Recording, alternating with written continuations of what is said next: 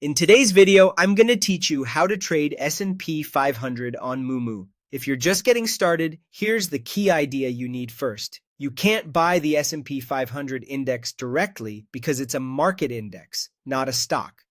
Instead, you buy an exchange-traded fund, or ETF, that tracks it. The three most popular options are SPY, VOO, and IVV. These funds are designed to mirror the performance of the S&P 500 and typically charge a small annual fee called an expense ratio.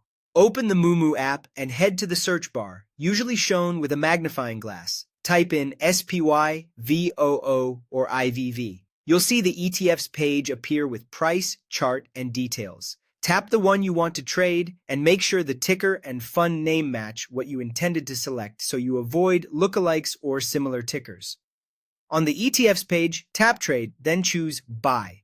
Now decide how you want to invest. You can enter a dollar amount, which gives you fractional shares if they're available, or choose a specific number of full shares. For example, investing $10 will buy a small fraction of SPY or VOO, while choosing one share buys a full unit. Fractional shares are a helpful way to start small or invest a precise amount without worrying about the full share price.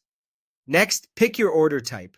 A market order aims to buy right away at the best available price, which is simple and fast, but can fill a little higher or lower than the last quoted price due to market moves. A limit order lets you set the maximum price you're willing to pay. Enter your limit price and the order will only fill at that price or better. This gives you control, especially when the bid-ask spread is wider or prices are moving quickly.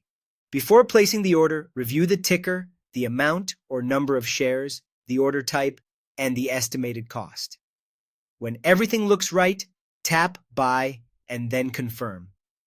Once it fills, you'll see the position in your portfolio, which means you now have S&P 500 exposure. What you actually own is a share of a fund that tracks hundreds of leading U.S. companies, not 500 separate stocks individually.